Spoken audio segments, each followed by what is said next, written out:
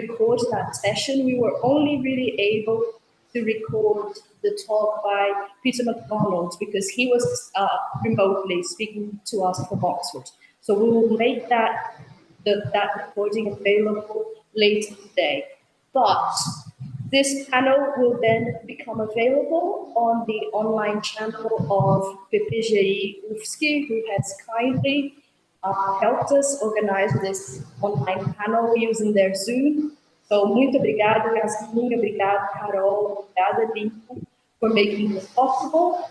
But before we begin, I would just like to acknowledge Laura Izarra, Professor Laura Izarra's presence here.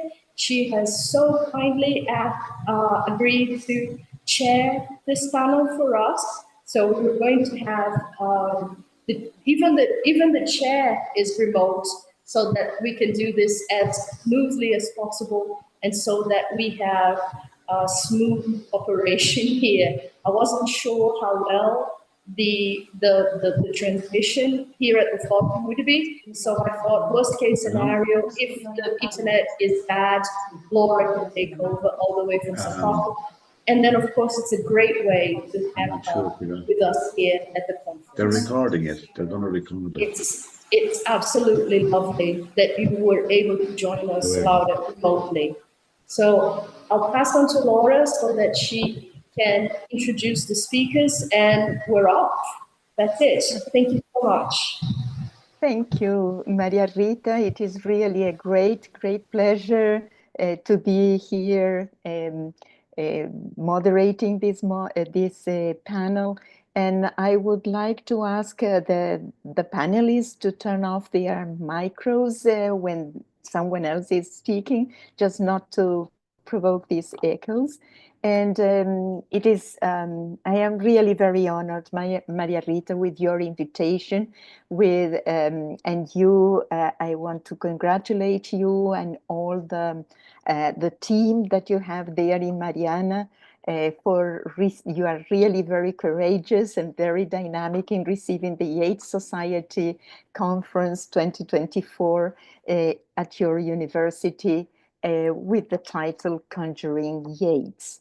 So I would, without any more delays, I would like to introduce this panel, Yeatsian Lands and Folks, and to introduce our first speaker, John Liddy, who is a poet. He has published many poetry collections. His latest, Sleep Streaming in the West of Ireland, co-authored with Jim Burke, and a short story collection, 2 in 1, co-authored with Liam Liddy, were recently published by Revival Press in Limerick, Ireland. So today, John will speak about a visit to Tor Ballylee. John, thank you for being with us today, and the screen is yours.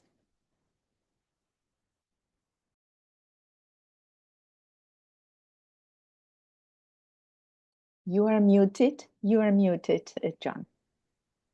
Okay, thank you, Laura, for that introduction.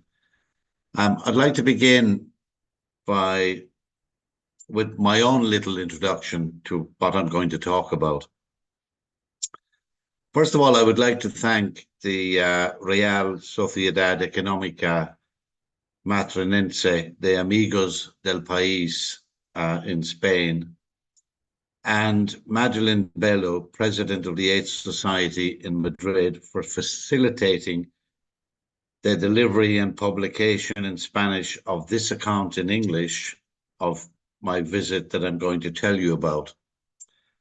It recalls how I discovered the importance of symbolism in the life and work of William Butler Yeats, a discovery that could be summarized in the motto of the Sociedad in Madrid, "Help by teaching," is their motto. And indeed, upon entering the Torre de los Lagunas, home to the Sociedad in Madrid, which could be twinned with the Ballylee Tower, we passed through the oldest symbolic door in Madrid, and in the main chamber, we are surrounded by symbols and historical figures, among them one dedicated to Leopoldo O'Donnell.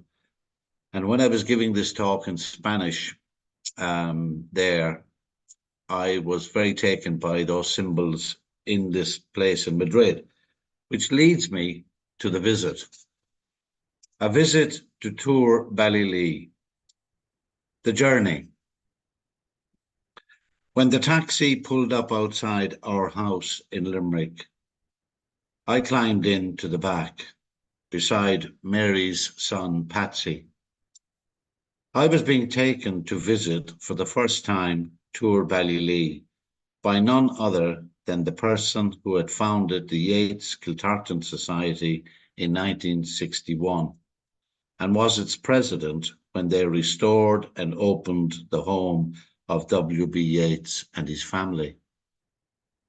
Mary Hanley, originally from Carron in County Clare, not far from the town of Gort in County Galway, and close to the barony of Kiltartan, which adjoins the barony of Loughrea in County Galway, married a chemist from Limerick and lived in a fine house on the Ennis Road. Scene of many a literary soiree with the likes of Kate O'Brien, Frank O'Connor, Hilton Edwards and Micheál Mac Liammar in attendance, along with notable politicians such as Sean MacBride and Donogh O'Malley, who once referred to Mary as Hail Mary full of Yeats, after she had procured his support for the restoration of the tower. Much of the story leading up to that rebirth is told in her book, Tour Ballylee, Home of William Butler Yeats, published by Liam Miller of Dolman Press in 1965, to conclude with the opening of the tower. To coincide with the opening of the tower. A second edition appeared in 1977, which Liam Miller extended by setting Yeats's occupancy of the tower in historical context. The book is a development of a lecture delivered by Mary to the Kiltartan Society at Coole Park on 19th of June 1961, and in a foreword by T.R. Henn, author of many books on Yeats, he writes that Tour Ballylee was Yeats's monument and symbol. He goes on to explain how the poet drew inspiration from the tower and the surrounding countryside. Yeats's feelings about the tower were clearly expressed when he wrote, "I like to think of that building as a permanent symbol of my work, plainly visible to the passerby. All my art theories depend on just this, rooting of mythology in the earth." Henn ends by acknowledging a debt to the Kiltartan Society and above all to Mary Hanley, its president. With Trojan energy, indomitable will and visionary courage, she restored the tower that was declared open by Padraig Cullum on June the 20th, 1965, the centenary year of the poet's birth. Mary Hanley has traced the history of the tower before, during, and after reconstruction with photographs of dining room, bedroom, fireplace in the living room, Yeats with his children, and the thatching of the cottage. There is a map of Ballylee and district showing Tour Ballylee, Tulare Castle, home of Edward Martin, and Coole Park, residence of Lady Gregory. There are photographs of reproductions of original drawings and plans for rooms and furniture. Tour Ballylee, the book, is truly Mary Hanley's testimony to a great love of Yeats's poetry, written in a style that would have pleased the poet. I was armed with this knowledge because Mary had gifted me a copy of her book some months before we set out by taxi on that autumn morning in 1974 to visit the tower in Ballylee. A young man of 20 and a devotee of the poet Patrick Kavanagh, which I kept to myself, though later, on revealing my allegiance, Mary gifted me his collected poems. I remembered the Yeats poems I did at school and a few I had read of my own accord, but was ignorant on the importance of symbolism in the poet's work, and what I had of my own were not worth talking about, apart from a slim volume, Boundaries, which was printed by the Limerick Leader newspaper and published by Nora McNamara, who befriended me. As I chatted to Patsy in between listening to Mary's shrewd comments on Limerick life, the landmarks, towns and villages we passed, O'Malley's castle on the right before Bunratty, which was not an O'Malley castle at all, she insisted, Newmarket on Fergus, Clare Castle, Ennis, Crusheen and Gort, every place a story as the car came to a halt and the driver was asked to wait with Patsy as he would not be able for the stairs. The visit. I, the poet William Yeats, with old mill boards and sea green slates and smithy work from the Gort forge, restored this tower for my wife George, and may these characters remain when all is ruin once again.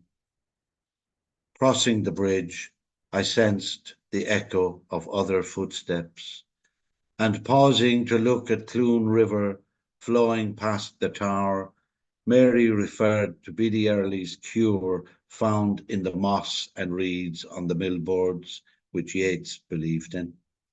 We were greeted by a local girl in the farmhouse, sheltered by its wall, on an acre of ground where the symbolic rose can break in flower, surrounded by old ragged elms and the first sound of rain, the poet's words.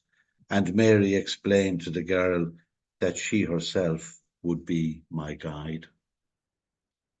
On entering the tower, I was smitten by the designs in the rooms of constellations and esoteric symbols, a winding stair, a chamber arched with stone, a grey stone fireplace with an open hearth, a candle and a written page, all mentioned in Yeats's work, The Tower. Mary absent-mindedly touched each heirloom and told me how it took peasant cunning to gather all the bits and pieces together before the opening in 1965. An advertisement was placed in the Clare Champion and the Connacht Tribune announcing the Yeats Kiltartan Society's willingness to gratefully receive any donations pertaining to the tower that people might happen to have lying around in their abodes, held in safekeeping, of course. That is the gist of how she managed to retrieve the original candlesticks, chairs, cabinets and tables that once belonged to the Yeats family and now in situ for all to gaze at. Mary talked about the imbibing architect Scott, who may have gone off plan at times and not always adhered to what George and William foresaw. The builder, Rafferty, whom Yeats associated with the blind poet Raftery, author of the poem Mary Hines, who had lived nearby, and the master craftsman Connolly from Gort, who made all those bits and pieces retrieved from the houses of the neighbouring countryside. In a solemn moment, she bestowed on me lifelong honorary membership of the Kiltartan Society, which I accepted, but alas, I have no card to prove such a moment took place. By the time we reached the battlements and looked towards Cool over the woods, my mind was now racing with lines from poems penned on the table by the window from where he stated his final judgment on the Irish dilemma in his The Stairs Nest by My Window. We had fed the heart on fantasies, the heart's grown brutal from the fair, more substance in our enmities than in our love. Oh, honey bees, come build in the empty house of the stair. Whole books had been conceived within those walls, line after line of Blood and Moon from the Winding Stair and other poems, wherein the poet declares, "This tower is my symbol, this winding, gyring, spiring treadmill of a stair is my ancestral stair, that Goldsmith and the Dean, Berkeley and Burke have travelled there." Line after line of the tower from the book of the same title, where the poet wrote, "I pace upon the battlements and stare on the foundations of a house, or where tree like a sooty finger starts from the earth, and send imagination forth under the day's declining beam, and call images and memories from ruin or from ancient trees, for I would ask a question of them all." In the silence, I could imagine the stilted water hen crossing stream again, scared by the splashing of a dozen cows. Imagine the night sounds of raids and passing convoys in his meditations in time of civil war, as we walked back over that low-lying, four-arched bridge, past Biddy's cures for the poet's ill health, and into the waiting car with Patsy and the driver, who drove slowly away, allowing me to bask in new insights imparted by Mary, and to gaze into the trees, to be among the deepening shades. And there's a little epilogue. Almost 50 years later, I recalled that fortuitous symbolic day with the following poem, recollecting Tour Ballylee to the memory of Mary Handley.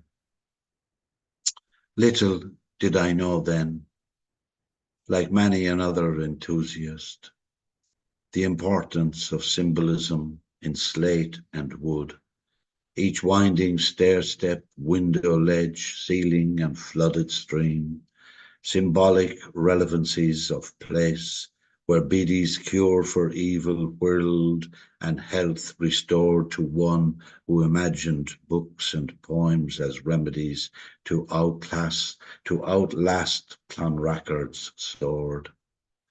I was a young man visiting this iconic ground, awed by footpaths walked on, guided by the single-minded Mary Handley, who had rescued the tower from ruin with help from Bord Fáilte and Kiltartan Society, the poet's heirs and O'Malley, he of the Hail Mary full of Yeats, a salute to her burning tenacity. With each light touch of cabinet and chair, made by Connolly of Gort, a local story emerged about retrievals of heirlooms from cottage and farmhouse in the vicinity, held for safekeeping until donation won the day and everything from footstool to chandelier returned, along with poetry's table, to face again the woods of Cool, with its wild swans on shelves of rare editions, great gloom that is in my mind, befitting emblems of adversity, reprieve beside a tree where horseflies aligned to drive him inside, continue his reading of Joyce's puzzle, words noted in pencil, enough for me to quietly leave the room to its fading Celtic light and the existential. Outside, I contemplated Raftery's skill with stone, eccentricity of Scott's designs, the builder's name, yet another symbol for blind Raftery's praise of Mary Hines, whose beauty brought sorrow in its wake, but set the poet to perfecting his trades. Standing in the stillness, I felt energized to follow among the deepening shades. And to finish, I'd just like to say, perhaps on another occasion, I may write about La Torre de los Lagunas, and I will then have two poems for two symbolic towers. Thank you very much for listening.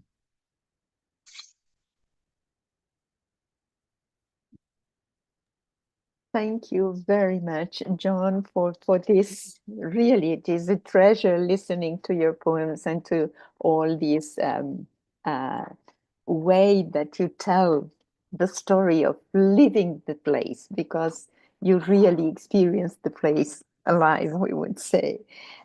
So we are going to leave the questions and the comments and discussions for later. So now I would like to introduce Rogério Puga. He is from the Universidade Nova de Lisboa, Portugal. Rogério is an associate professor at the Faculty of Social Sciences and Humanities, and his research interests are travel writing, British contemporary fiction, Anglo-Portuguese studies, and history of the Portuguese and British empires, including India and the Far East. He is co-editor of the Anglo-Iberian Studies series by Peter Lang, and today he is going to present Biographing Yeats and illustrating Irish ethnographic and ecological landscapes to younger readers. So thanks a lot again, Rogério, for being with us, and the screen is yours now. Well, thank you very much, Laura. Thank you for your introduction. And I would like to thank the organization and congratulate the organization, Maria Rita, and all the team that's organizing this event.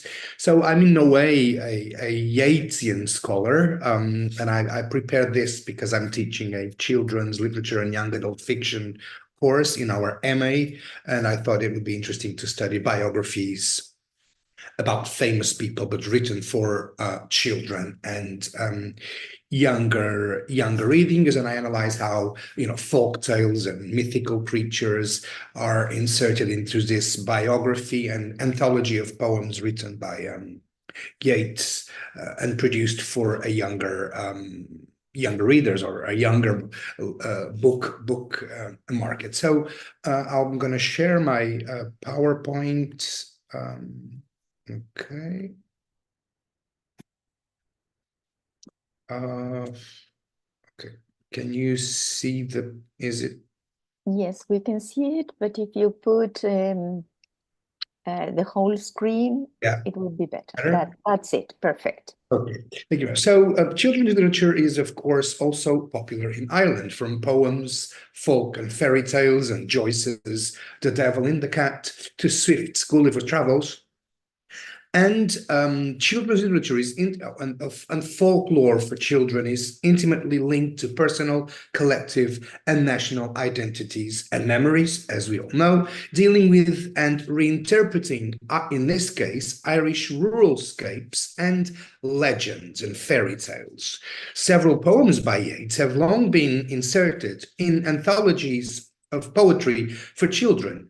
In October 2016, Noreen Doody, editor and author, and Shauna Shirley MacDonald, illustrator, published The Moonspun Round, W.B. Yeats for Children, an illustrated biography and anthology of adapted also childhood writings, 2 short stories, folk tales, memories, poems about magic, fairy lore, family, and childhood, such as The Wild Swans at Cool, The Cat and the Moon, He Wishes for the Cloths of Heaven, The Song of the Wandering Angus, and a letter written by Yeats, aged 12, to his sister Lily about his lizards and walking on stilts with another boy.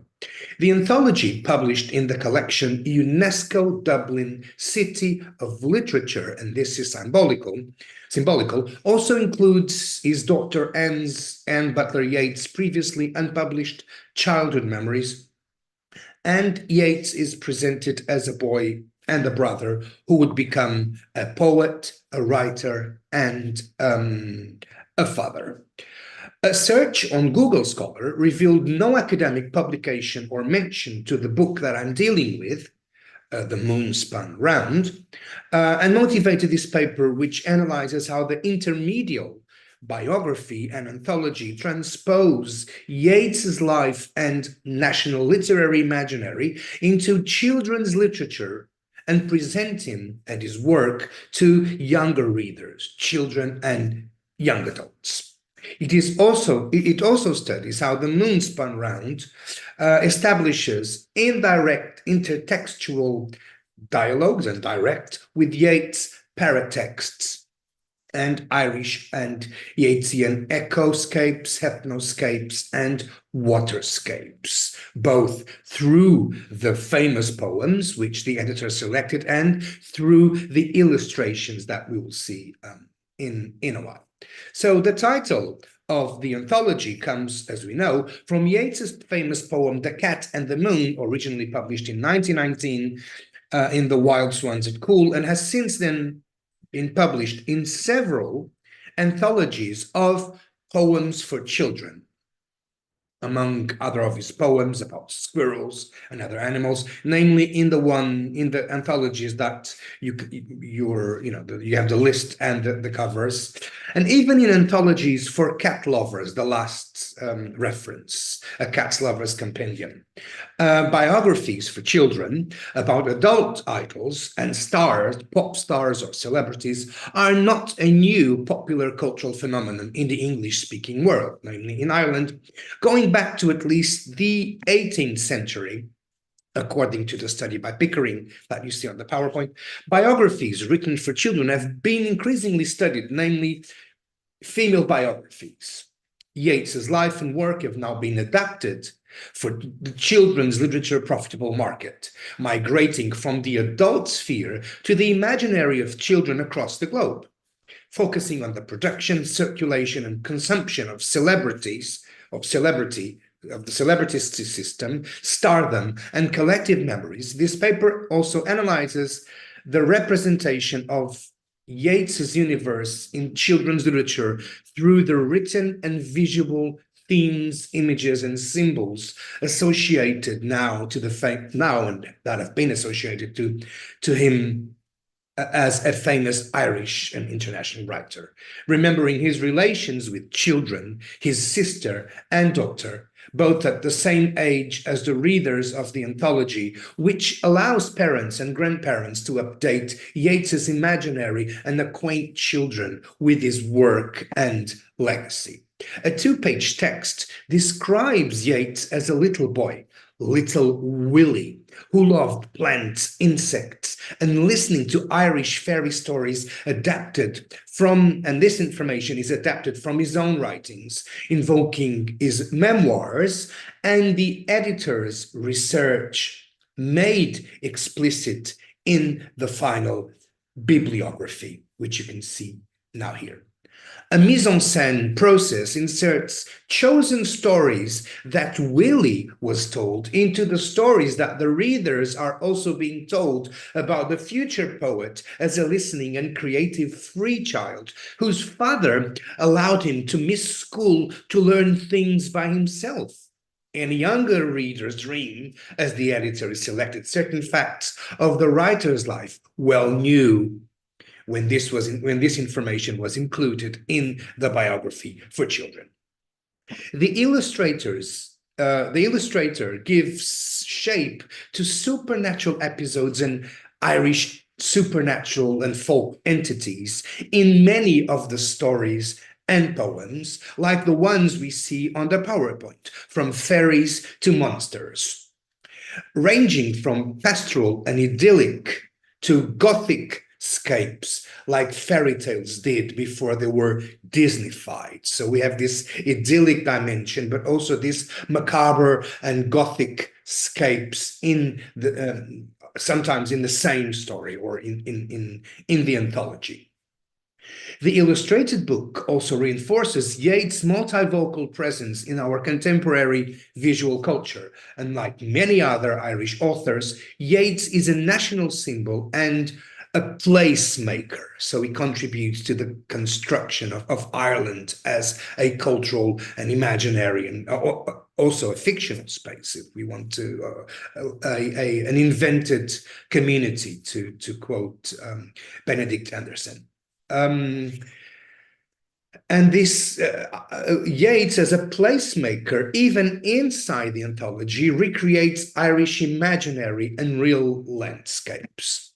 So we have this Gothic and at the same time idyllic landscapes side by side.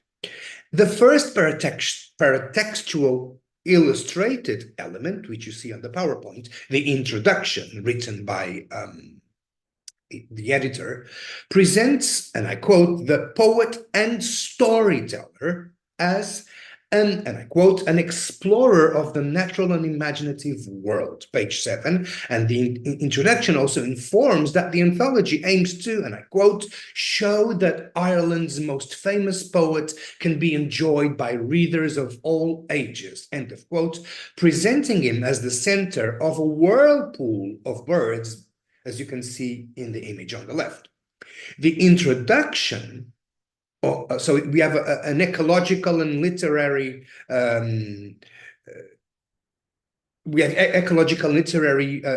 images condensed into one, and we see the author with a little bird resting on his shoulder.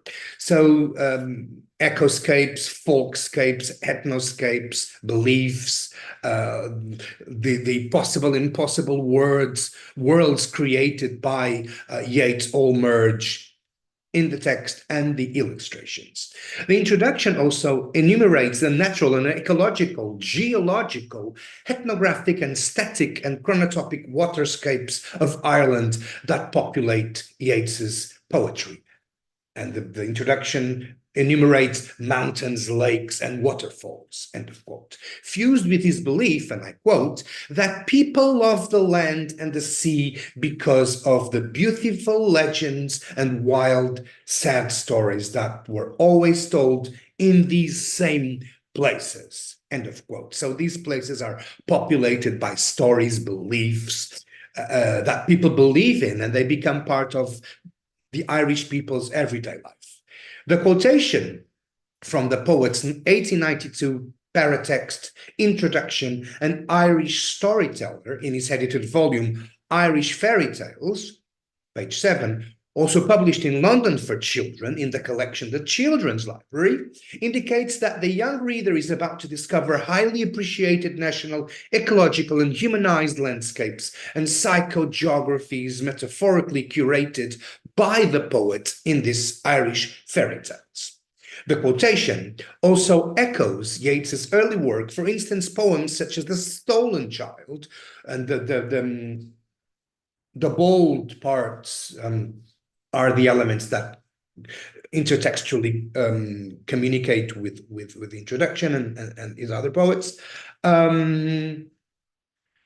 With its Celtic folklore, imagery, and haunting lyrical style. If we look at the paratext of the mentioned 1892 volume, we immediately, Irish Fairy Tales, we immediately find, and you can see them now, elements of the Irish ecological and fauna landscapes, alongside its mythical and folkloric landscape, not many years after the Romantic aesthetics recovered national pasts as part of cultural nationalism, themes that we also find in the intermediate illustrated informative biography that we are dealing with, which contains visual biographical elements and a lot of information, telling and showing Yeats' timeline and work. The reader is also a beholder in the book's visual scape or artwork, alongside the texts, paratexts, and epitexts like letters that you are seeing now, and studies on his relationship with his daughter based on anecdotes that portray him as a goofy, funny, and absent-minded father and writer in a book for children, which of course needs to be appealing and fun as well as informative. Like adults, children are curious about artists and authors that they know and hear about or hear, as is the case of Yeats. Biographies, as we know, convey a sense of the self, of cultural and national and regional identity from Dublin to Cork, and even an idea or construct of a certain kind of success, fandom, art, and literary culture, as well as a sense of what is valued by the community in which biographies are published, and as a public recognition that successively reinscribes the biographed subject into the historiographical canon. Usually these biographed writers, artists, and historical agents migrate from the adult literary world into children's literature by the hands of adults. And as Kaplan recalls in a study on literary biographies, good biography exercises the sociological imagination. It explores the intersection of history, society, and individual experience. It renders individual character in the round, tells a generously contexted story, and may even suggest a degree of social continuity and personal responsibility. And good biography does that without moralizing, end of quote. If Yeats is an author recognized internationally, children's and picture books widen the process of celebrities' mythification to the children's universe or imaginary, which may function as an echo chamber of adult images, stereotypes, and even anxieties in a highly profitable business. We all know that children's books are written by adults, chosen by adults, bought by adults, and many times read by adults to a passive child that is just the listener. So in Ireland, 24% of book sales are children's books. And last year, children's authors took 7 of the top 10 places in the book market. And you can also read about it in a PowerPoint. We should bear in mind that children's literature is also about adult businesses, opportunities, profits, and markets who adapt poems as texts for children. That is crossover poetry, to use Beckett's 2008 expression, crossover fiction, books that are enjoyed by adults and children simultaneously. Harry Potter is a good example. So, and aren't they all? Because they're read by adults to children. They're chosen by adults in bookstores because of the cover, the illustrations for children. So the biography and other texts we are dealing with can be considered a part of an artistic and literary biomythography for children, as Michael Benton says, to use a neologism coined by him in 2009. And he raises interesting questions concerning the process of producing biomyths. And he asks, how are biomyths formed within our literary culture in a genre where facts are supposed to be preeminent? What roles do saintliness, idolatry, and celebrity play in their creation?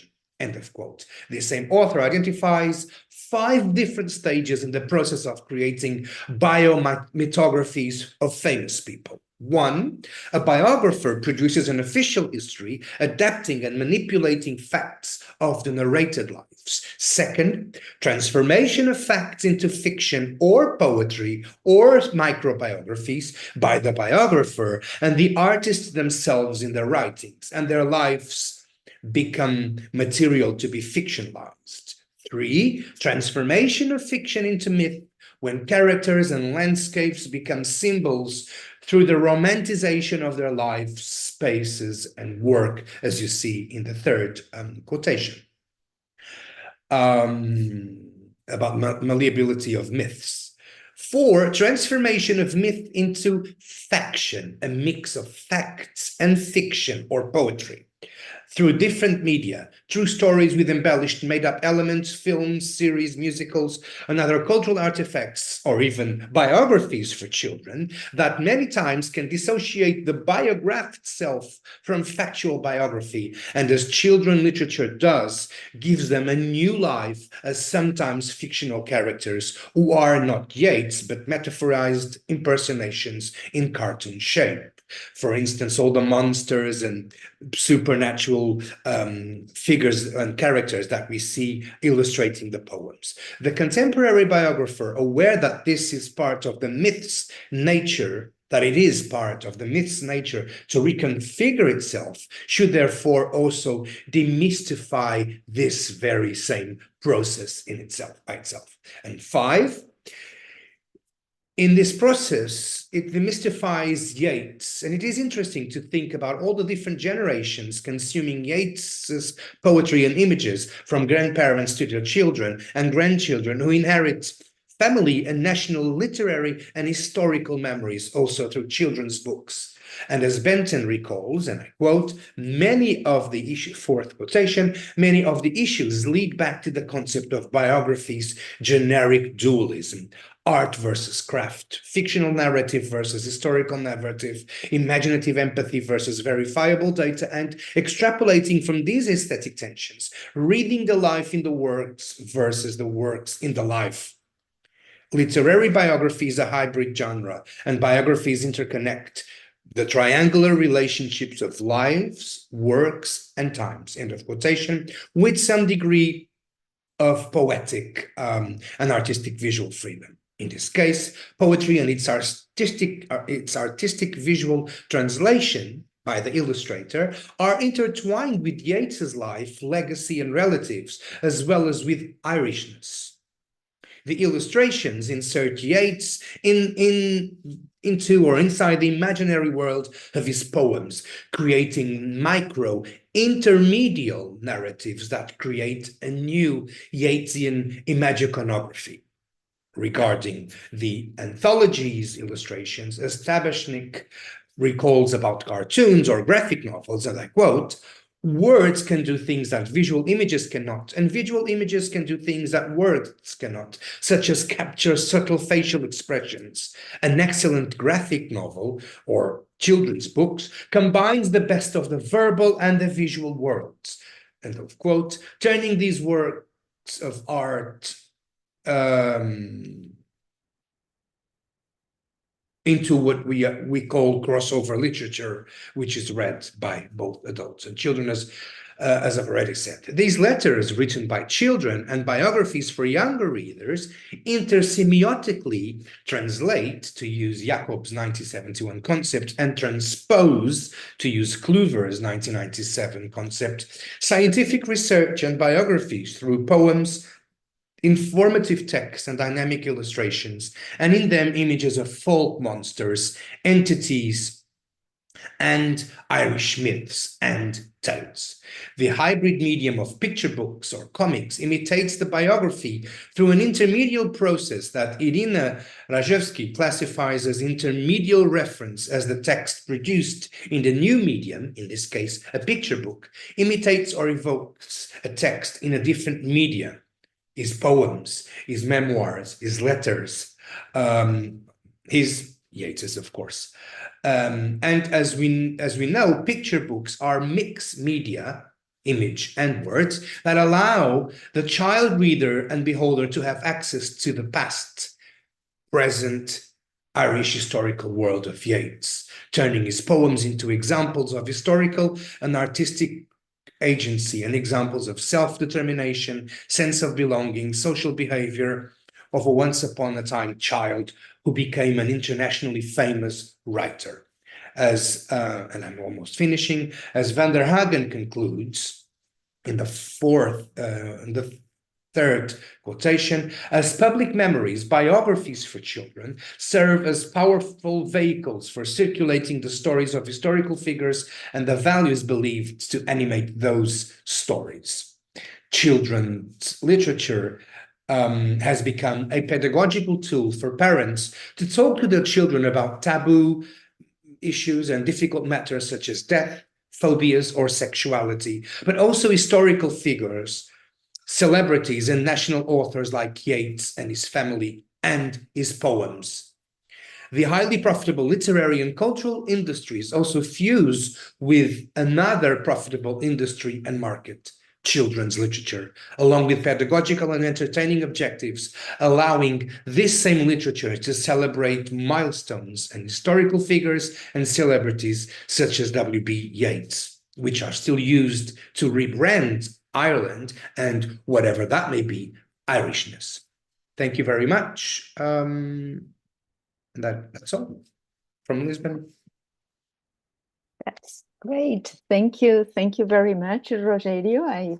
I loved this idea of bringing children's literature, because I think it is very interesting to see how much it also appeals to adults, and your presentation really shows us that, and this crossover from word into images and illustrations. And illustrations are really very, very important in dealing with myths, and Yeats is perfect to introduce his own life to children since that age.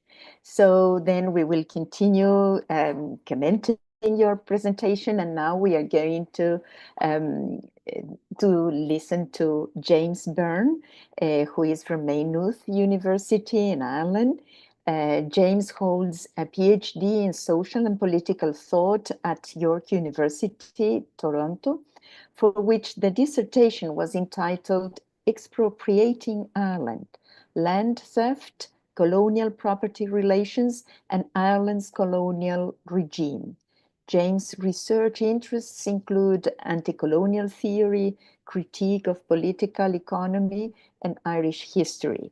And today he will speak about folklore, good sense, and the conjuration of an Irish oral space. Thank you, James, for being with us today, and the floor is yours. Okay, thank you. And thank you to the organizers for hosting this. Thank you as well for making this hybrid session available, because it wouldn't have been possible for me to travel to Brazil. I as my biography indicates, my disciplinary background is perhaps different than a lot of the other presenters at this conference. I hope you're not too scandalized to hear that I've never actually read Yeats, besides the odd little excerpt here and there. A flaw which needs to be corrected someday. But when I saw the call for papers, I detected a thematic confluence, shall we say, with some of my own work. So this is a project that I started working on years and years ago as a master's student, and in the intervening time, I've picked up the pieces and worked on it here and there, which I mention for two reasons. One, because I think it's worth emphasizing that myself, like a lot of early career researchers, are underemployed. I'm lucky enough to be in full-time employment and permanent employment, so I'm thankful for that, but I don't have a lot of time to concentrate on my research. And so what I'm presenting today is a bit of a patchwork. It's not complete, but it's also appropriate, because if you think thematically what I'm talking about, the themes I'm exploring apply to my own academic process as well. So what I'm going to do is I'm going to reread the abstract, because I think that presents the outline of the complete argument, and then I will read what I've prepared and make a few extemporaneous remarks as well, and then return the floor. Okay. So the abstract I submitted reads as follows. The vision of a Gaelic revival advanced by James Connolly differed from that of some of his contemporaries by centering the ideological struggle against colonialism on class rather than on nation alone. Like Yeats's, however, Connolly's approach to the unification of the population of Ireland was rooted in a strong sense of Irish folklore, sensibility, and deep time, along with, in Connolly's case especially, a sensitivity to the history of colonial capitalism. So in this context, David Lloyd has argued that the famine was a godsend to colonial administrators and to colonial theorists. With the destruction of the Clachan, the last remnants of the material social basis for Gaelic oral cultural space were finally lost. Fragments of this orality persist, but they're embedded within a framework of colonial, capitalist, and literary modernity.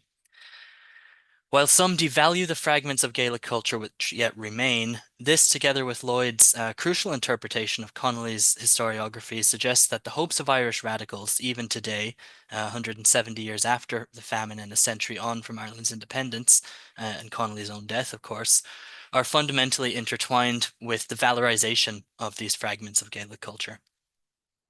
In the face of hegemonic colonial capitalism, however, Lloyd doesn't provide concrete suggestions for how to actually reimagine or reconstitute Gaelic cultural life. So what I'm proposing is that today, critical folklore studies offers one way of understanding this revival project. I think I'll leave the abstract there because it just starts to repeat what I get into in the text. So James Connolly considered his major work, Labour in Irish History, to belong to the Celtic Revival, but his approach was explicitly Marxist, which is to say committed to historicism and aware of class divisions in Gaelic society.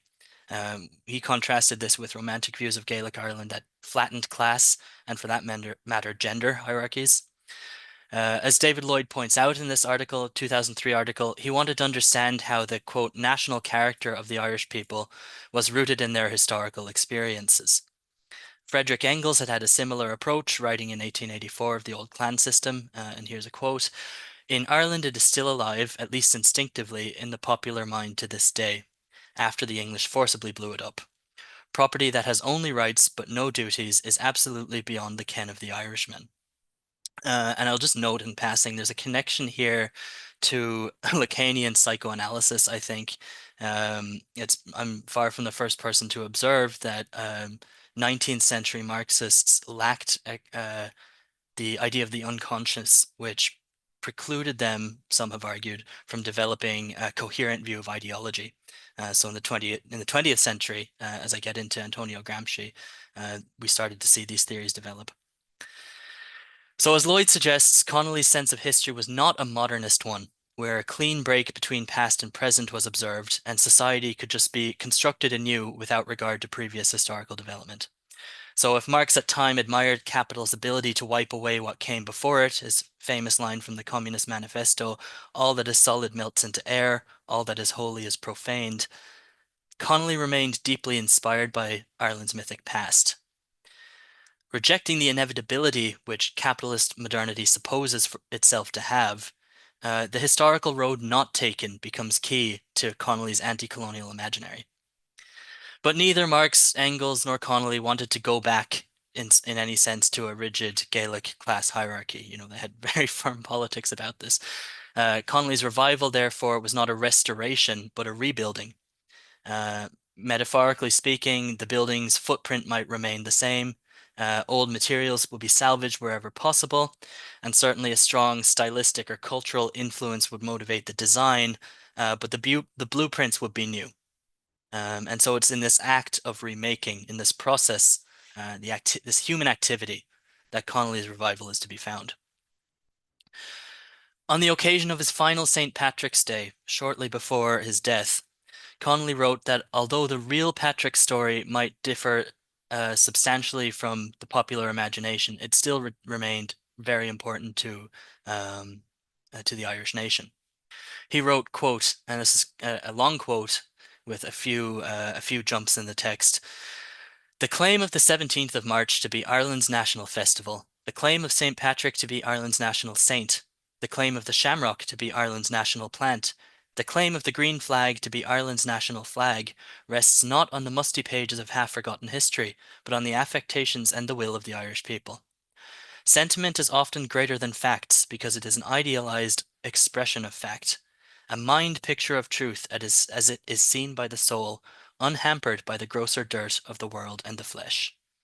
If that spiritual conception of religion, of freedom, of nationality exists or existed nowhere save in the Irish mind, it is nevertheless as much a great historical reality as if it were embodied in a statute book or had a material existence vouched for by all the pages of history."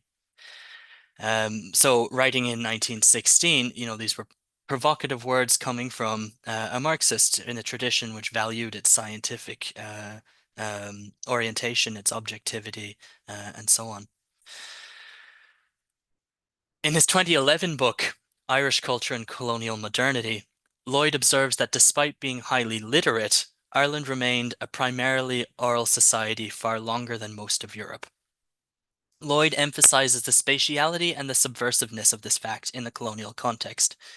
Ireland's orality made it a land where English suppositions did not obtain, and which was therefore a threat to their self-proclaimed and inviolable right to rule Ireland. This right given in their minds first by the power of God, the papal bull Laudabiliter being important to their ideological claim to rule Ireland, and then by the superiority of English reason. So as the English became more secular in their way of thinking, reason and historical inevitability came to stand in teleologically for for God.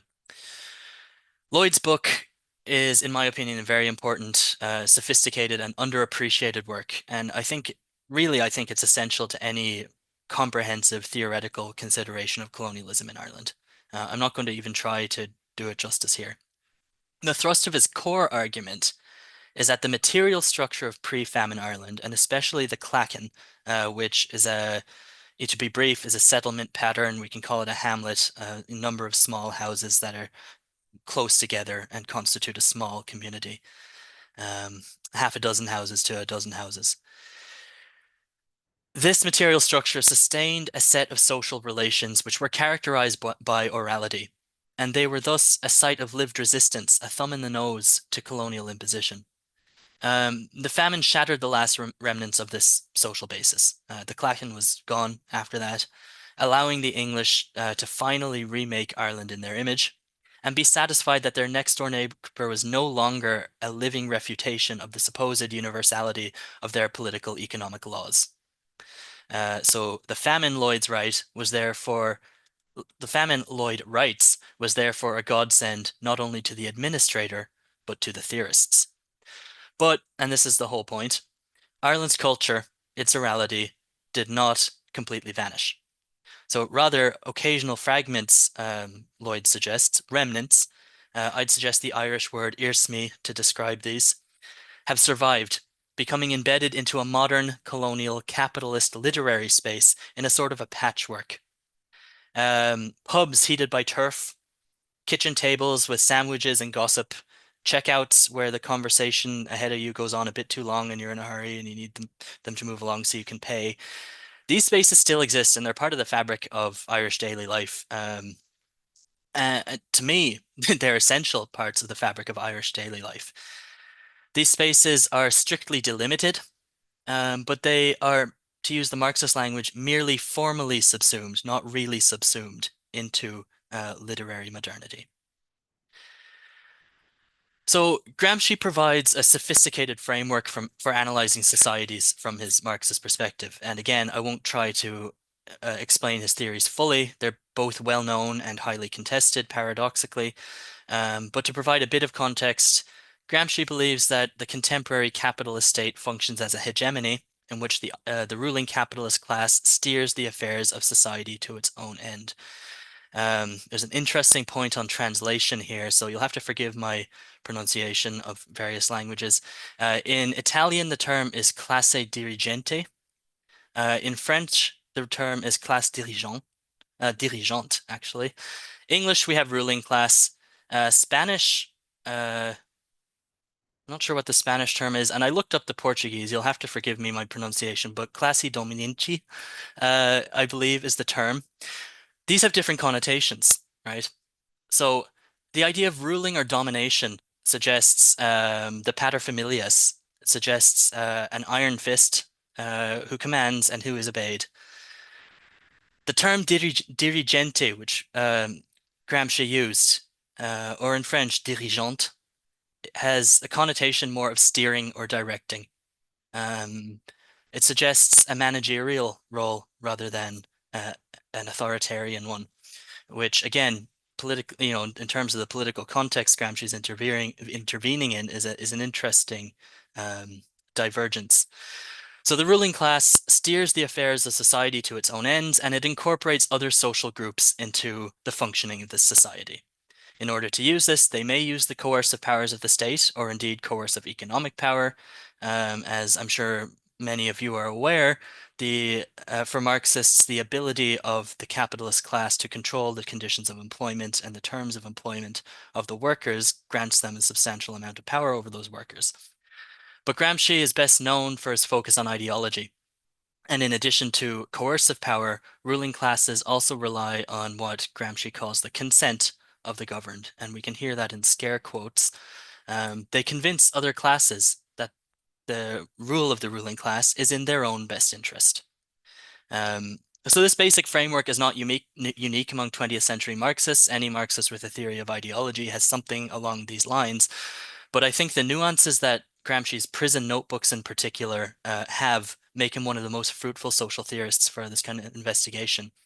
As an aside, this is also one of the reasons why he's so contested, because if you're familiar with the prison notebooks, they're a series of texts which he wrote in code, partially in code, to evade the prison censors over a period of, I don't know, 10 years or so, when he was imprisoned by Mussolini's fascist regime. And they're quite short, maybe a page and a half, some of them, a few pages at most. So short and focused. So as something came to Gramsci, he would write about it. And the idea was he would, when he got out of prison, he would take these notes and turn them into a series of books. This never happened because he unfortunately died. But nowadays, when we read Gramsci, we are forced to contend with this incomplete work. We're forced to contend with this series of notes, to read them kind of each on their own terms. And then if we want to work them into a coherent theory, we have to reconstruct that theory. So different people will reconstruct that theory in different ways, emphasizing different aspects of Gramsci's thought, which is often contradictory or apparently contradictory. So it's quite contested. I also would suggest that the reassembly of Gramsci's text is directly analogous to the kind of reassembly of Irish culture that Connolly would have envisioned, that I was alluding to earlier. So Gramsci emphasizes the role of experience in the formation of thought. Every social group has its own experiences and forms its own view of the world.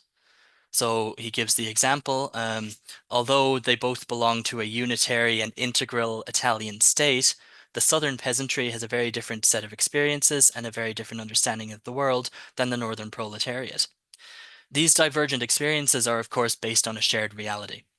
And so coherence and contradiction go hand in hand. Moreover, although the proletariat as a class is specific to capitalism, nearly by definition, the peoples who would undergo the process of proletarianization, of course, pre-existed capitalism. And this says nothing of the social groups who persisted across the dramatic political economic transformation, such as the clergy, the officer corps, or indeed the peasantry. So these groups existed in pre-capitalist Italy. They existed in capitalist Italy, and to some extent, they exist today, undergoing changes, but also with a strong degree of continuity. So pre-capitalist society would have furnished its social groups with another set of experiences, and would have integrated these into another form of state, another kind of society, possibly with a different ruling class, certainly, you know, a different kind of society. So at the time of transition from a pre-capitalist to a capitalist society, some of these old experiences would have become irrelevant. So for example, although there would have been wage laborers prior to the transition to capitalism, the condition of work of a wage laborer in a capitalist society is different than the condition of work of a wage laborer in a pre-capitalist society. And so these changes would lead to difference in experience. To give another example, as the church adapted itself to the modern age, we had papal denunciations of socialism, changing interpretations of doctrines, new relationships between church and state, especially in Italy. The experiences of Catholics, especially Catholic clergymen, would also have changed. Nevertheless, of course, it's apparent that some elements would be retained. And these, Gramsci suggested, were integrated into a new form of society. So, for example, while Engels considered Darwin to have put the final nail in the coffin of teleology, from the point of view of the educated philosopher or scientist, of course, teleological thinking continues to abound. We see it all over the place, often in informal contexts. And I can speak, having lived in Toronto, in Canada for quite a number of years, among queer people my age, astrology is phenomenally popular. And there's a strong degree of teleological thinking there. This is one of my own personal bugbears, the kind of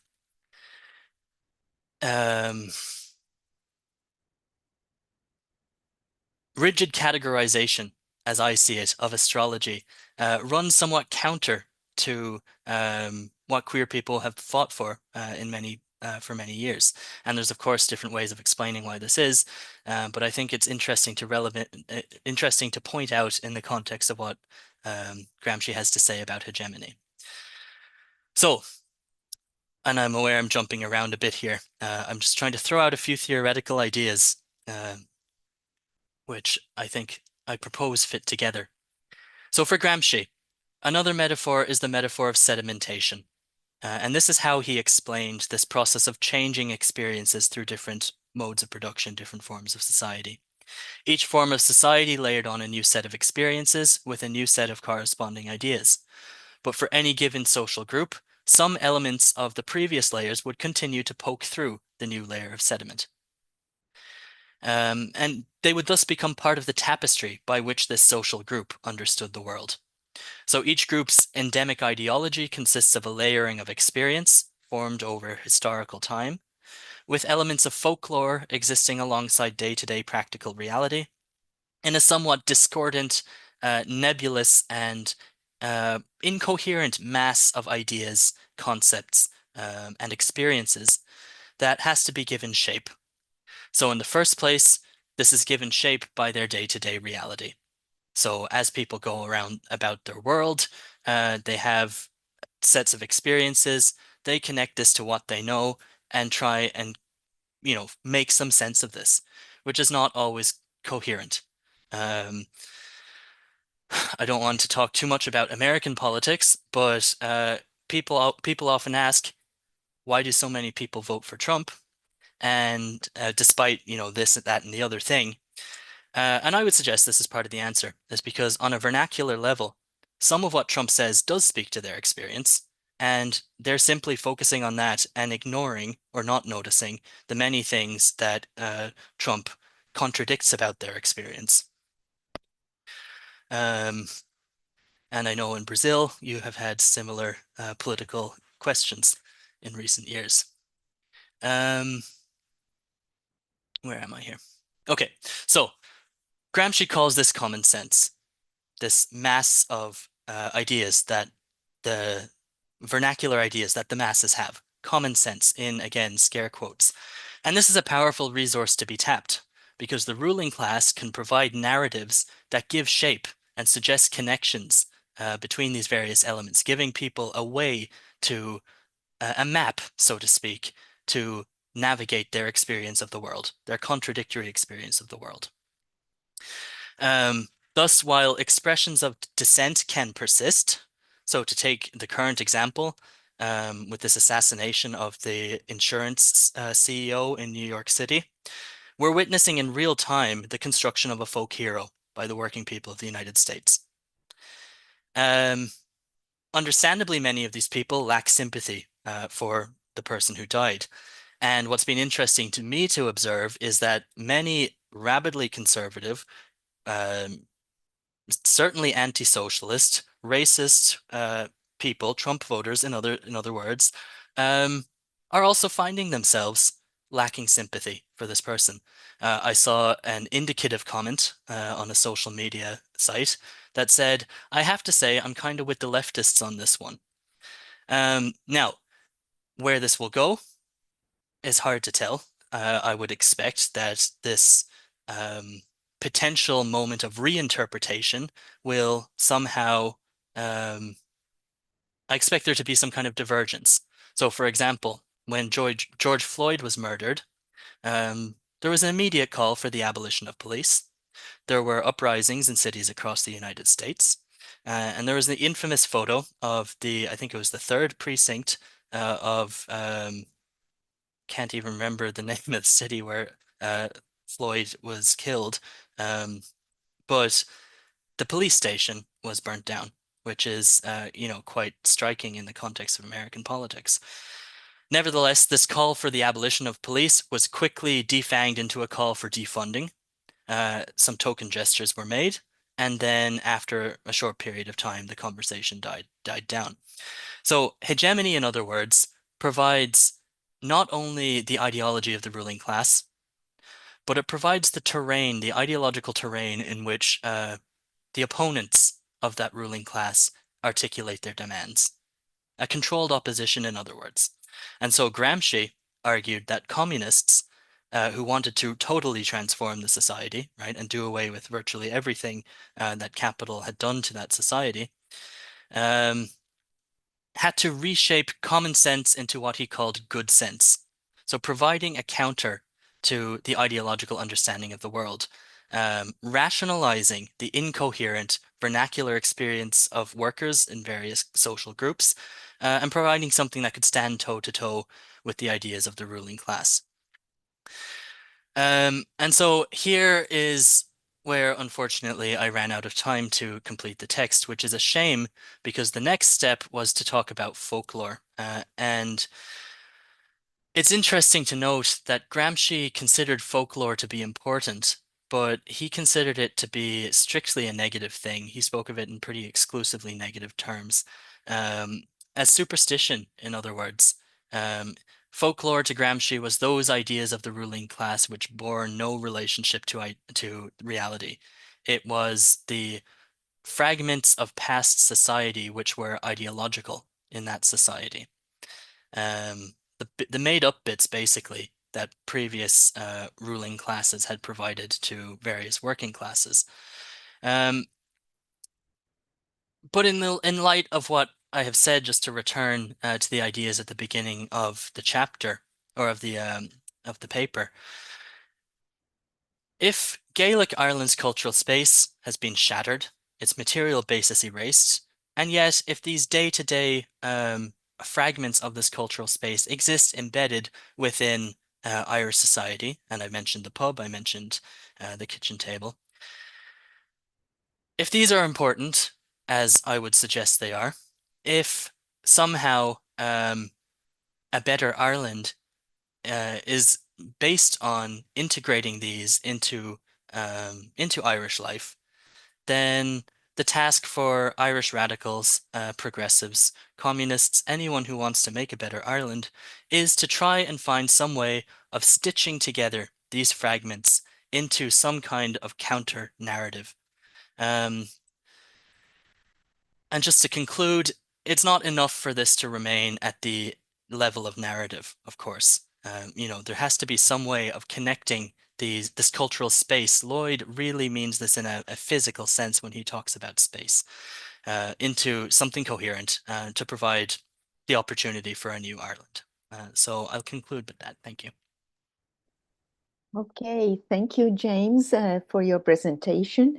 I think that we can discuss a bit more afterwards in relation to Connolly, as you have said that he admired Ireland's mythic past and this idea of bringing all the fragments of the Gaelic cultural space into a way of creating something better for Ireland. I think that in that sense, we can direct our discussion a bit later. So now I would like to open the floor, we would say, among we three, and I do not know, Maria Rita, if there are questions coming from outside our our virtual room.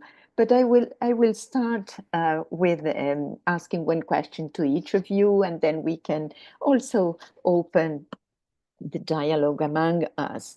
John, I really like your presentation and lived your poems and the way that you brought us the narrative of this first important visit to Balili, because I have been there this year. I was there for the first time, and you had this idea of Mary Hanley. I had the book, the small booklet that they gave you with her introduction to the place. And I think that it is a magic place. If we bring together with Rogerio's presentation also about this mythical way of understanding places, and that Rogerio mentions that Yeats Yeats is a placemaker, we would say. When we get to that specific place where he lived in, that he constructed for himself and for his own inner life, I think, to express his inner life in that tower is really very telling. I do not know if John is, I think that he is out now. I think he's not online. I think no, he's not. I don't see him here. Yes, I don't see him here.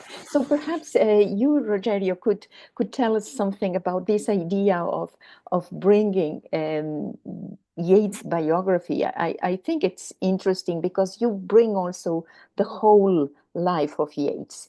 In that specific place, we have also the small house where his sisters work, and then you mention how to bring this life to children through letters, through the different, how to say, manifestations of Yeats at different ages of his life. And then this idea of bringing together with illustrations. So fairy tales are really very telling, not only to young children, but also for us adults. So would you bring this experience of how you got into this, how to say, field of research and to create this kind of books for children? Yeah, well, I first studied biographies for children because of a Beatles conference. There was a Beatles conference 2 years ago in Lisbon, and I wanted to participate because it was my research center that was organizing. So, okay, I'll look into biographies of the Beatles for children. There were, a lot of them. So that was quite surprising. And then I went into Roald Dahl, and it was interesting to see how he was even glorified as a soldier. Well,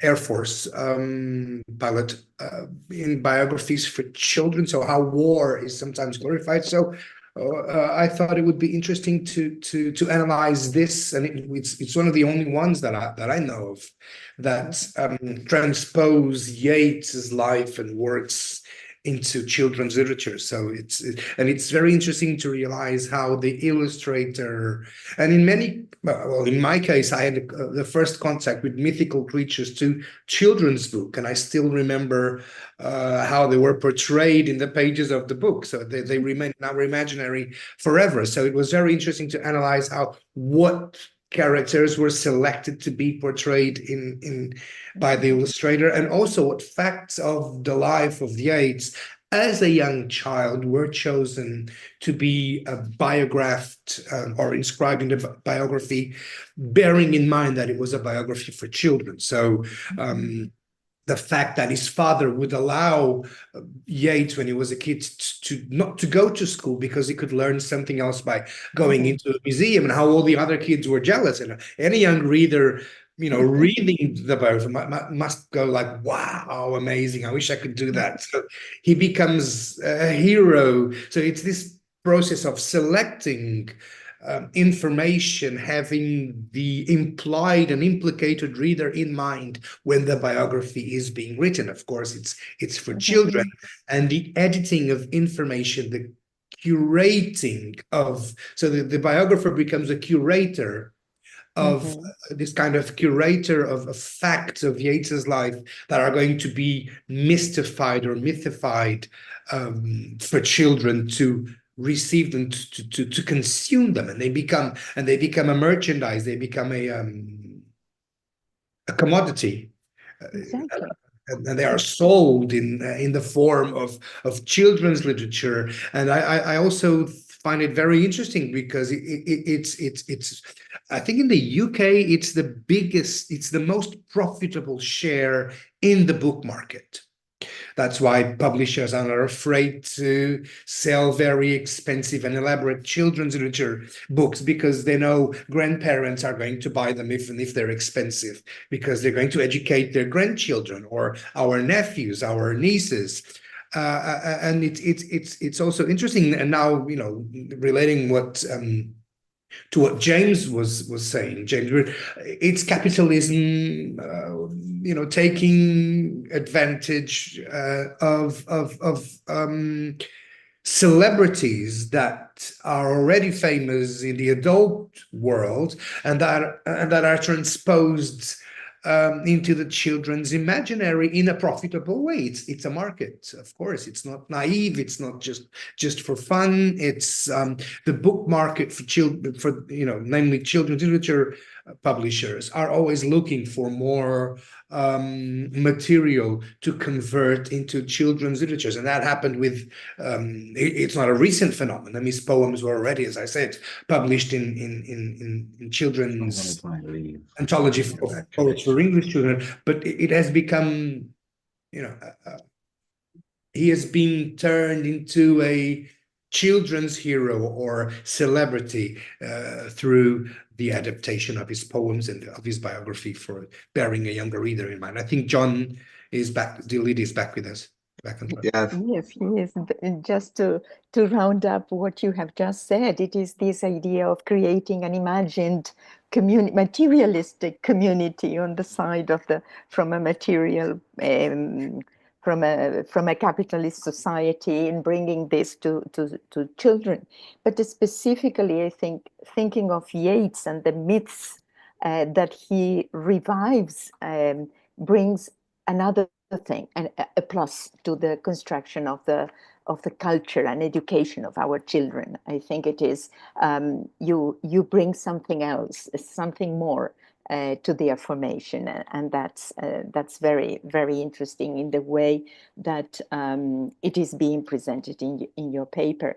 And John, I was saying at the beginning that I love your presentation in the way that you told us the story of your first visit to Tor Balili, because I relived my own experience in last May when I visited it with a very kind and generous person, Rena McCallan, who is the one who is now taking care of the tower, and also yes, and also creating all these events and festivals of poetry and different kinds of literary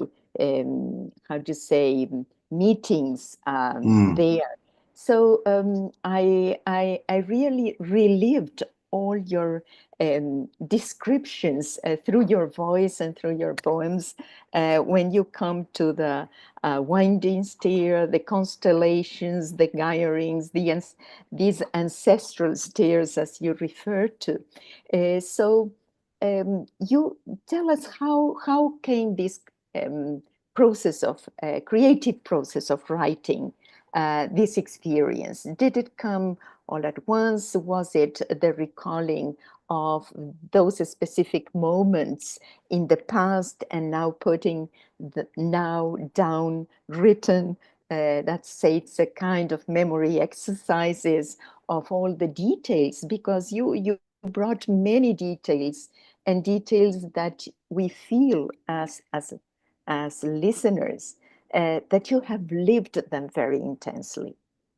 Tell us about it's very interesting, the question. I'm just trying to get rid of. I've had terrible problems with the connection, and I missed a lot of James's talk. I'm sorry about that. My apologies, James. But I've always been interested in memory, and as we know, Joyce has that famous phrase, "Imagination is memory," or "memory is imagination." And when I was asked to write something in Spanish for the people I mentioned, that's Sociedad, that society, this is what came to my mind. And it's all based on memory of that trip, outing, as we used to call them in those days, outing to Tor Balili. The poems I quote are all Yeats's poems. They're lines from Yeats's work. The only poem I have in there is the end, where I'm recollecting, and there's a bit of a play on the title there because of Mary recollected everything for the a lot of furniture from the town for the town, and it's a true story. I suppose I like the naturalness of it. I like the way that very erudite woman, Mary Hanley, founder of the Yeats Kiltartan, very well versed in Yeats's poetry and his life, would tell me these stories that were so natural and down to earth, which is what appealed to me. And also given the fact that I was very much a Patrick Kavanagh follower, which I revealed to Mary, but she did not hold that against me, you know. But over the years, going back to your question again, over the years, I've looked at Yeats again and went into him in a more profound way. But I'm no expert and I'm not an authority on Yeats. And I'd like to make that clear. But what I do see is the work that he's put into his poems and the thought he's put into them. And when I was growing up, young poet writing in Ireland, Yeats was very much out of fashion amongst my contemporaries, whereas I started defending him. But I think it probably goes back to what James was getting at in his talk about we take political sides when it comes to art also. Whereas I've looked into Yeats and I see an actual fact, quite a healthy support of Ireland and its cause. A lot of, probably some of my friends, poet friends, would not agree with me on that. But it's open for debate.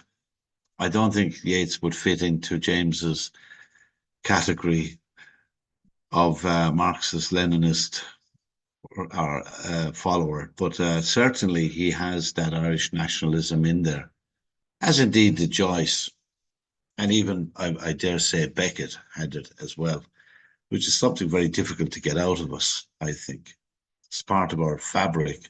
I like the way James mentioned about Irish mores, you know, like queuing up at a supermarket and having to put up with the conversation at the checkout. Those are the kind of things that Yeats was very good at, in actual fact, as well.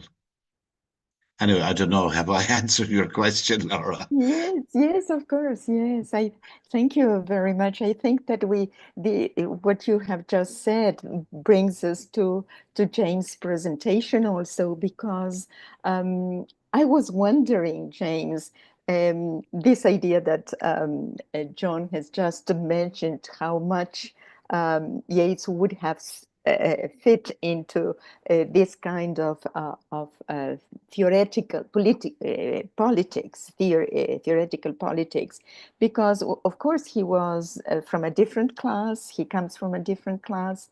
He became a senator, and due to his national cultural movement, we would say, that he started, and how would he fit in between Connolly and the Gramscian theory that you have introduced us today?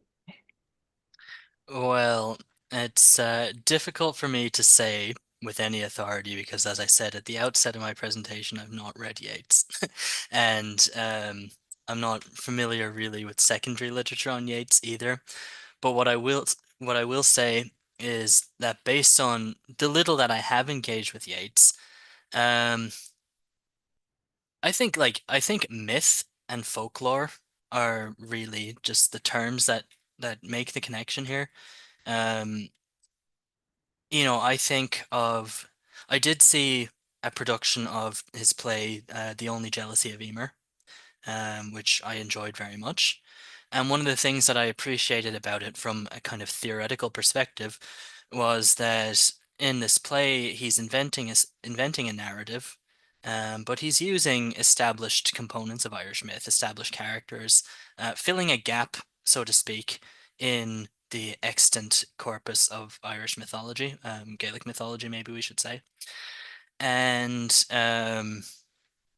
so constructing, in a very positive sense, something new, but which is rooted very, very deeply in this experience of the old. And I didn't really get into the whole discussion of temporality because it's too big a subject to get into, but there is a strong temporal element to my argument here. What I'm presenting today is one small component of the argument, which will eventually be much more elaborate. But Lloyd's reading of Connolly, and I don't think I emphasized this enough in the text,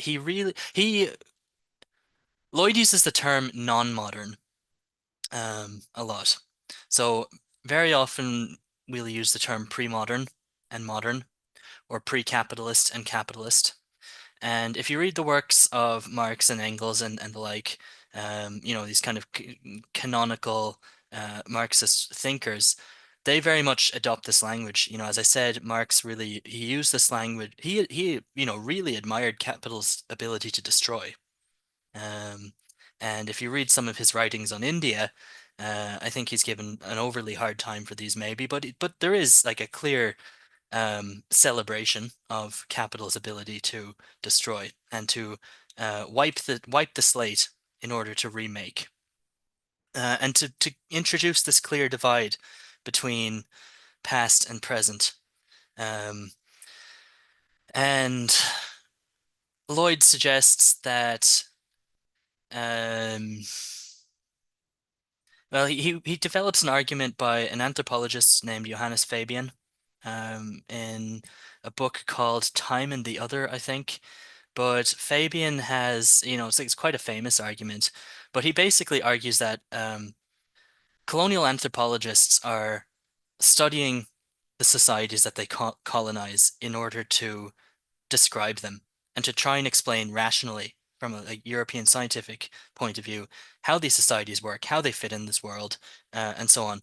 But the problem is that the ways that these societies functioned were completely at odds with the way that capitalist theorists imagined that societies would function. So just to give a very clear example, there's this idea of the myth of barter, that money developed as a way of facilitating exchange because barter was too cumbersome and you had to have, what is it, a double coincidence of wants, as the economists call it.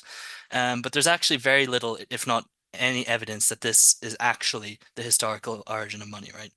And so there's a gap between the kind of premise for the anthropologists being there, namely that they wanted to fit these societies into their coherent worldview, and what they were discovering.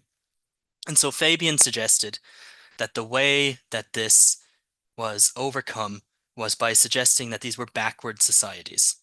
Not merely that they're less advanced, like 100 years or 200 years behind and will eventually catch up, but they belong to an entirely backwards time.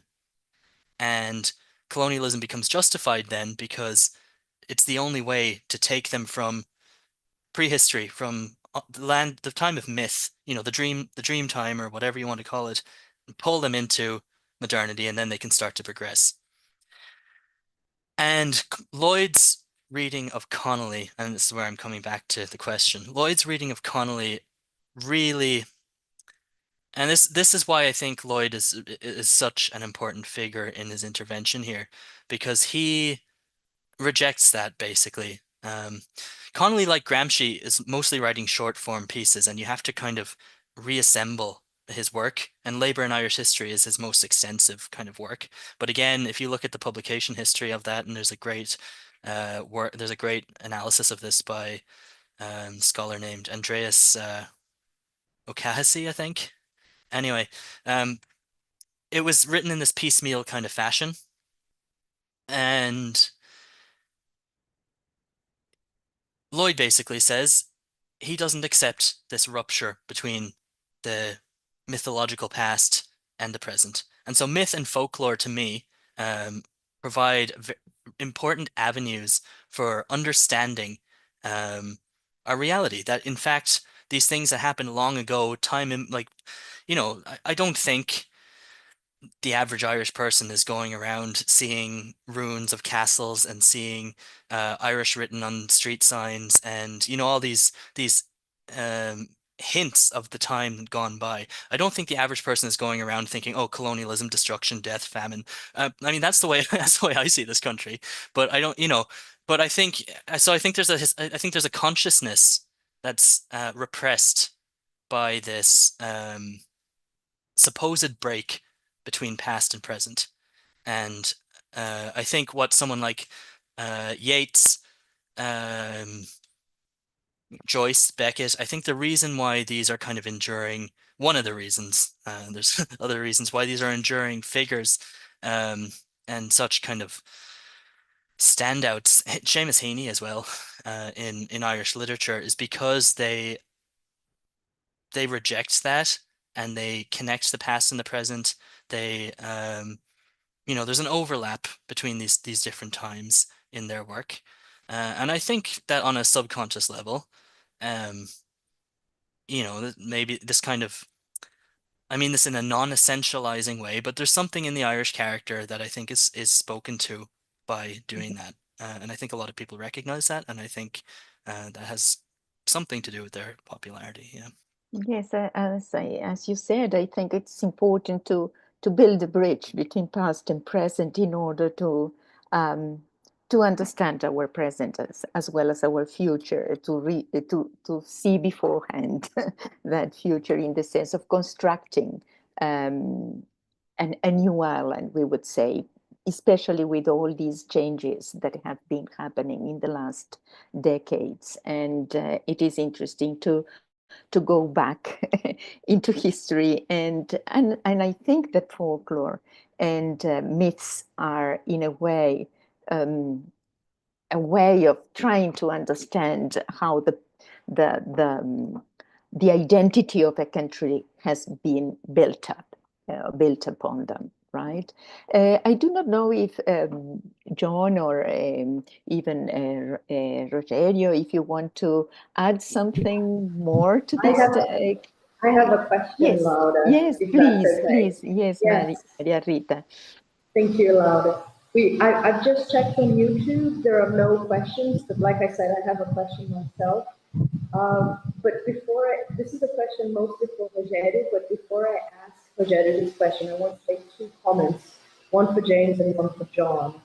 One of the ways you might think to explore this in relation specifically to Yeats is to look at the point that Roy Foster makes about how the bourgeoisie and the middle classes have very little space in Yeats's imagining of the social classes being exactly the social class that he's coming in. So the fact that he has a space for the peasantry, let's call it, and for the aristocracy. So in that sense, I think the whole argument of the pre-modern rather than, the non-modern rather than the pre-modern makes a lot of sense in Yeatsian thought. So it's interesting that the very class that his family would be in, Roy even calls him déclassé Protestant. So I love when Roy says that. But that might be a space that you want to look into if you do go on to think more about Yeats' place. But I would say start with the poetry. I always tell people start with the poetry. Okay, I would go there. And John, when you were answering Laura's question, and you said how when you first wrote the piece that you, I'm assuming, self-translated for us today, you were you did it from memory, and you relied on your memory, and that really reminded me how in the introduction to autobiographies, Yeats does precisely the same. He says, I have not consulted any letters, any diaries, and I do not care about dates. All I care for is the memory and how the memory plays out. So I don't know if that was intentional, but to me, it was a perfect callback to his own attitude to the autobiographical discourse and to the autobiographical act. And Rogerio, the question that I have for you is, if you think, I know Noreen Doobies, I met her in person at one of the Yeats summer schools all the way back in 2005, when she was first talking about a Wild book, Yeats and Wild book, that was eventually published, I think it was Palgrave, I'm not sure.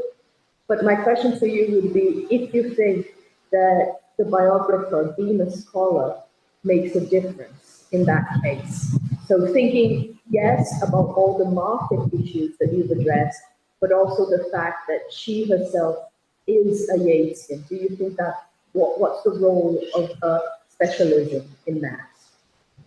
Yeah, thank you very much, Rita, for your interesting question. It does, I mean, regarding the selection of the poems, like the topical, most thematic, nature, ecology, also the curating aspect of the information. She becomes an academic curator in the sense that it's very informative, and she was careful to choose relevant information, but relevant information for children. So the fact that she knows Yeats's work and life very well do make a difference. It's just not entertainment.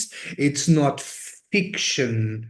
It's factual. It's a factual narrative, and that is very interesting. She didn't write, or they didn't write or draw fiction based on Yeats's life. It's an actual biography for children based on facts, on memoirs, on letters from to his sister, on writings from his daughter. So the father-daughter relation, the episodes, the anecdotes that were chosen, where he dyed his hair blue and his daughter was laughing. So I do think that it's a very happy marriage. The informative text, the entertaining text, and then all the illustrations that were made to decorate or complement the written texts. Yes, so yeah, it does make a difference. Yes, thank you.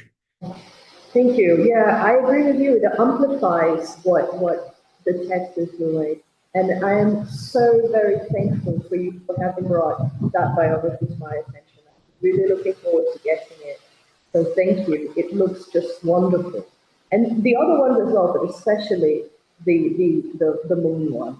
Thank you for that. And your research sounds just absolutely fantastic. Thank you for joining us. Great. Thank you, Maria Rita, for your questions also and comments. And I think we are reaching the end of this panel.